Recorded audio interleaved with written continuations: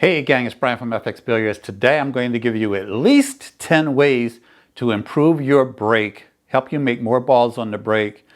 More importantly, spread out the rack. Now, why is this more important than making balls on the break? Making balls on the break is very often left up to nature and randomness. If you don't have a target, if you don't have something that you can make consistently, like in a 9-ball break, chances are you're going to have mixed results with your 8-ball break. Now, by spreading the balls out more, you increase the odds of making a ball, but don't get tied up on, Bryan, I broke 5 times and I didn't make a ball on the break.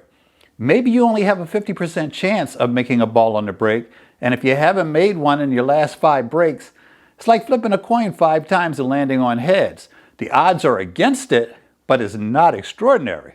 So keep this in mind. I've seen 8-ball matches with the best of the world where there was dry break after dry break. I'm going to show you how to get closer to making a ball on a break and how to, more importantly, get the ball spread out so that you increase your odds of making a ball on a break. So let's get started. Before we get to number 1, let's look at a few other things. First off, don't have a death grip on the cue. You want to hold the cue lightly. Next, get a good bridge. Now, a good bridge is different things to different people. If you break from back here, which is fine if that's what you want to go with, get yourself a good sturdy rail bridge. The best reason for breaking back here is that a lot of people have a better, more sturdy rail bridge and more consistent rail bridge than they have an open bridge or closed bridge in the middle of the table. If you are breaking with an open bridge, it is a very good chance you're this guy, where your cue is flying up in the air. If your cue is moving up during the break, you are taking energy off of this ball. Also, you might break somebody's overhead lights. I've seen that happen. Keep your cue down. A closed bridge is going to help you have good follow-through, keep the cue down, and put all that energy into the cue ball. Take this step, this pre-shot, the same way you would with any other shot. So you want to make sure you're chalked up. You want to get back here. You want to step into the shot. Do not take your break for granted. Step into the shot. You've got a light grip back here. You've got a solid grip up here. You need to follow through. Another item, you need to follow through on the ball. If you follow through, you're going to get better, more consistent breaks. Next, don't get experimental with your break. There are thousands of videos of good players breaking well. Why are you trying to invent something? You got the cue ball over here, you're trying the second ball break, which most people, most amateurs play the second ball break totally wrong, which we're going to talk about in a minute. But stop trying to invent things. There's this video and another 10,000 videos out there that will teach you to break properly. And the other 10,000, many of them are just simply you watching the best in the world breaking. Look at what they're doing and how they're doing it and where they're breaking from. Which brings me to the next item. I like to break from the center of the table. Here, along this line, I'm about 1.5 balls to the left or right. I'm hitting that rack almost square on. Any angles, any cut breaks at all, I'm trying to send the ball to the rail and get it back to the center of the table. Do not become obsessed with trying to break like Shane and leaving this cue ball in the center of the table. Why? Number 1, Shane spent hundreds of hours, which I know you're not going to put into your break. You just don't have time. It's not your job. It's his job. But hundreds of hours mastering his break. And still, it is left up to randomness because there's 15 balls that are trying to hit this cue ball and knock it from the center of the table. Do not become obsessed with leaving the cue ball in the center of the table. Become obsessed with controlling it, which means it's not flying around the table after your break, no matter how well you hit them. If you need to take some speed off of your break so that you have more consistency, do so. Let's go back to the second ball break.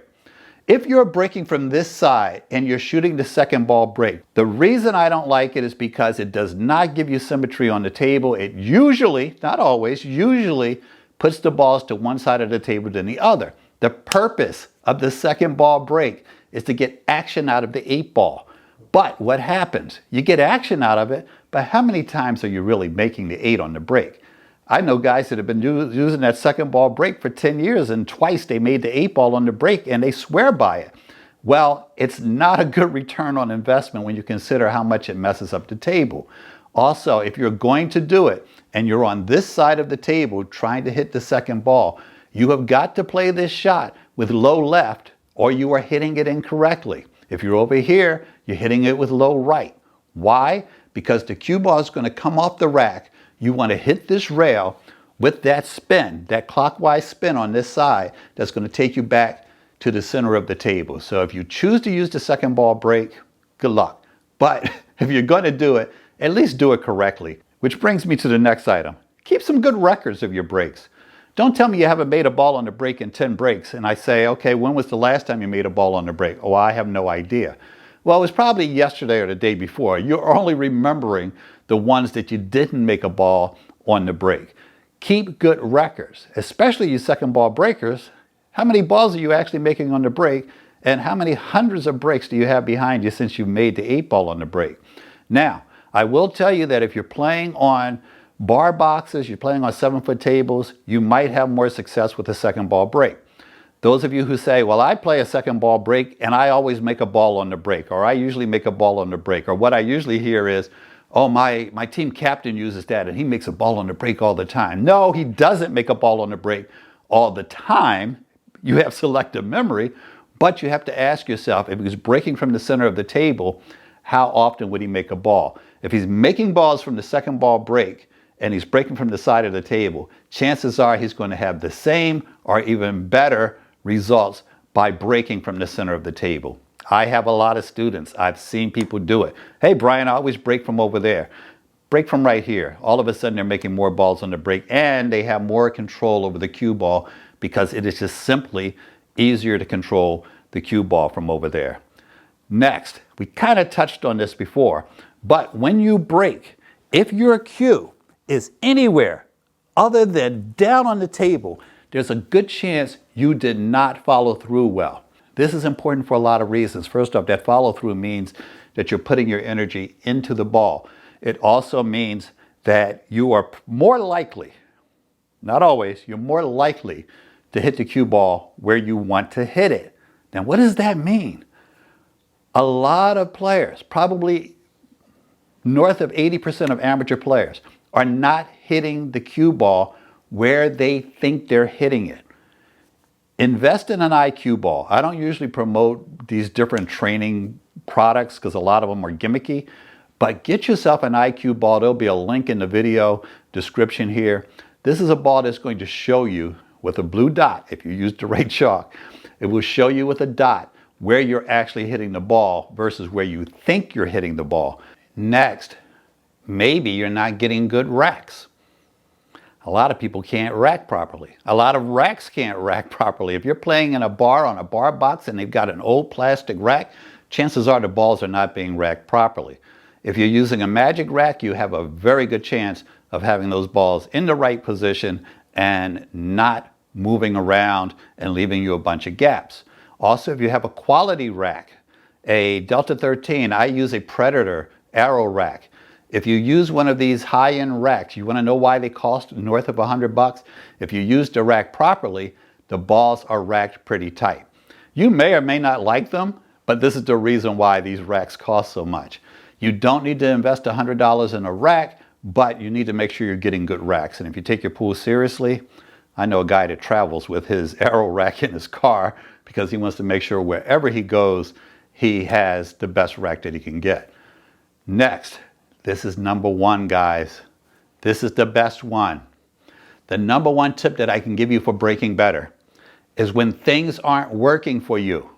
If you're not making a ball on the break, if the cue ball is getting away from you, if you're not spreading out the table, make adjustments. What does this mean? If you're breaking from here, where I break, and it's not working for you, get over here to this side and work on it. If you're hitting the rack head on and it's not working for you, hit it at the 1 o'clock mark.